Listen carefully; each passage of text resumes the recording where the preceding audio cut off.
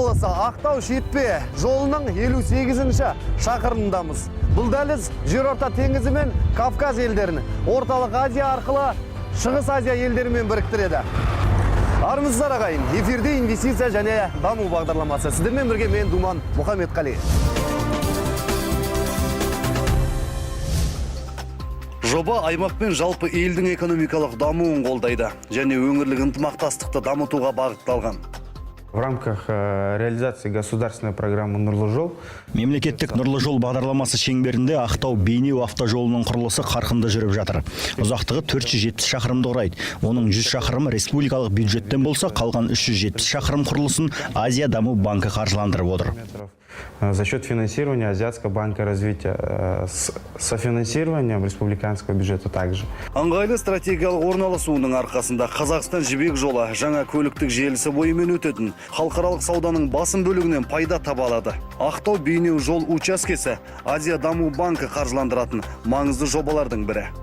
ADB has over 20 years of experience with the government. Біз Қазақстан мемлекетімен жұмыс істегенімізге, әріптес атанғанымызға 20 жылдың көлемі болды. Бірлескен жемісті жұмысымызға қуаныштымыз. Ақтау-Бейнеу жолының құрылысы келесі жылы толық аяқталады. Бұл дәліз іске қосылған кезде сауда айналымы бірнеше есеге ұлғаяды. Ал салынып жатқан жолдың сапасы жоғары, көңілімнен шықты.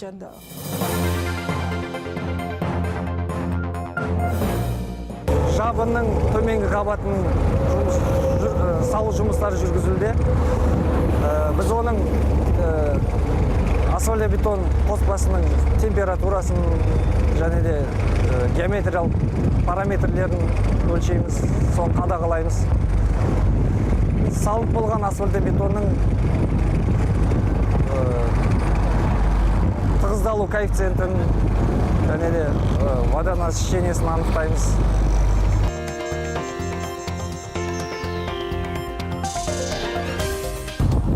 Мен қолымда құрылғы термометр деп аталады. Бұл асфальттың температурасын білу үшін арналған. Яғни асфальт 90 градус пен 120 градустың арасында тығыздалу керек.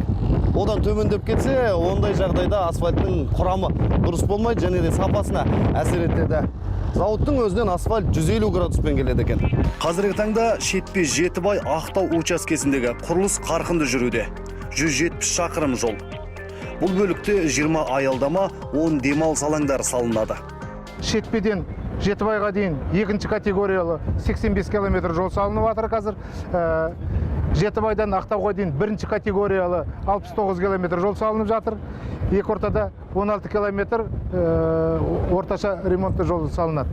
Жолдың бойында бізде қазір 2500-дей халық жұмысқа жұмылдырылған. Бірінші контракт бойынша 82% уже жұмысы бітіріліп отыр. Екінші контракттың бойында қазір 72% жұмысы аяқталуға жақын. Келесі жылы біз ойлап отырмыз 17 жылдың аяғына дейін толығынан өндіріп жұмысымызды бітіруіміз керек. Мемлекет өз ішінде жол салса, ол республикалық дейміз. Ал бірнеше мемлекет бірігіп салып жатқан мұндай жолды бейбітшілік жол деп атаймыз дейді жаңа жібек жолының құрылысшылары. Şu anda 550-583 en uzak lottaki 553-583 бекетіндегі ең соңғы жол салу жұмыстары жүргізіліп жатыр. Қазір екінші қабат асфальтын төсеудеміз. Бұл бірінші санаттағы жол. 2500 адам, 500 техника жұмылдырылған. Биылғы жоспар бойынша барлық бөлінген жол бөлігіне асфальттың екінші қабатын төсеп шығу. Әзірге уақыттан кешігу тіркелген жоқ. Негізгі үстіңгі қабатты 2017 жылы төсеп толық бітіреміз деген ойдамыз. Жол құрылысына қажетті материалдың 97%-ы жергілікті өнім. Шетелден жақында асфальт зауытына келіпті. Жұмыс жылдамдығы жоғары.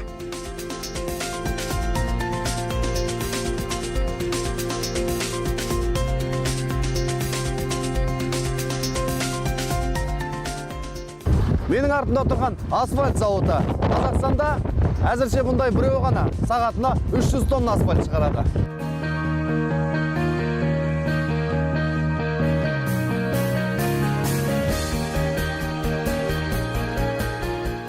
Жол зертханасы жаңа техникамен жабдықталған. Қиыршық таста, топырақта, құмда. Тексерістен өтіп барып қана жолға түседі. Ешқандай рұқсатсыз, ешқандай материал жолға салынбайды.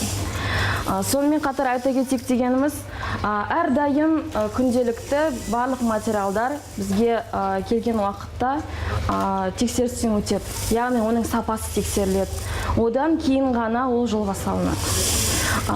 Біздер мысалға асфальттың құрамында шебень, топырақ, битум, барлық материалдар күнделікті біздің территорияға келген уақытта жаңағы сынама салынады, яғни абразит салынады да, содан кейін бұны тексереміз.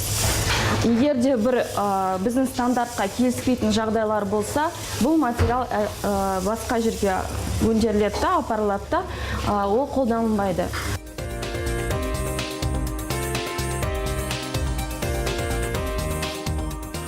Күнделікті шыққан асфальтты материалды біздер арнайы престе формалаймыз. Бұл алынған материалды біздер оның су сіңіру қасиетін, сжатие дейді, яғни сығылу қасиетін, қаншалықты оның компрессия күштілігін. Сонымен қатар оның құрамындағы битум құрамын тексереміз. Әрдайым күнделікті жасалатын жұмыс бұл оның грант состав, яғни құрамын тексеру. Біздер берілген рецепт бойынша бұл материал шықты ма, шықпады ма, күнделікті біз оның грант составын тексереміз. Қазақ даласынан өтетін жаңа сауда жолы аймақтың, өңірдің дамуына кепілдік бере алады. Бүгінгі күннің өзінде жүк тасымалы 2 есеге артқан.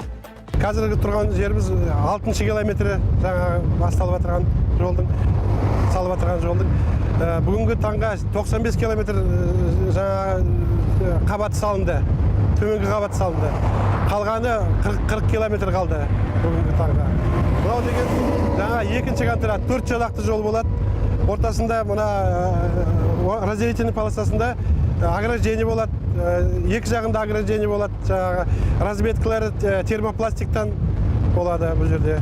Нұрлы жол бағдарламасы шеңберінде қайта құрылған Ақтау-Бейнеу автомобиль жолы жүктерді сапалы және уақытында тасымалдауға мүмкіндік берді. Сонымен бірге тасымалдау қауіпсіздігі айтарлықтай артты. Жол жағдайының нашарлығынан туындайтын тасымалдаушылардың автокөліктерді ұстау шығыны қысқарды.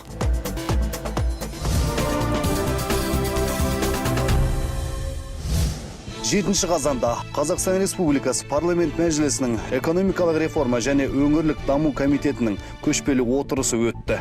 Депутаттар нұрлы жол инфрақұрылымды дамыту мемлекеттік бағдарламасы аясында салынып жатқан нысандар да болды. Қазақстан Республикасы инвестициялар және даму вице-министрі Камалиев депутаттарды Батыс Еуропа, Батыс Қытай халықаралық транзит дәлізінің Алматы-Қорғас учаскесін салу барысымен таныстырды. Ұзындығы 304 шақырымдық Алматы-Қорғас автомобиль жол учаскесіндегі құрылыс жұмыстары 2013 жылы басталды. Экономикалық зерттеудің нәтижесіне сәйкес жоба Қазақстан үшін жолды қысқарту, уақыт үнемдеу және сыртқы сауданы ұлғайту бағытында тиімді.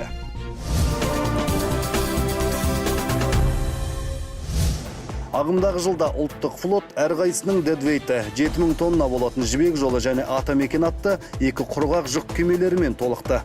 Жібек жолы құрғақ жүк кемесінің Шлиссельбург қаласында Нева кеме жасау, кеме жөндеу зауытында 12 шілдеде суға түсірілгеннен кейін арқан байлау сынақтарынан сәтті өтті.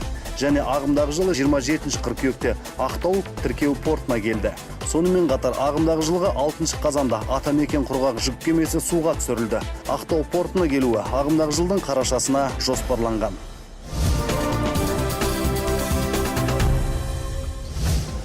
Орталық Азия өңірлік экономикалық ынтымақтастығының екінші дәлізіне жататын Ақтау шетпе жол бөлігінің құрылысына Азия даму банкінен $371 миллион бөлінген.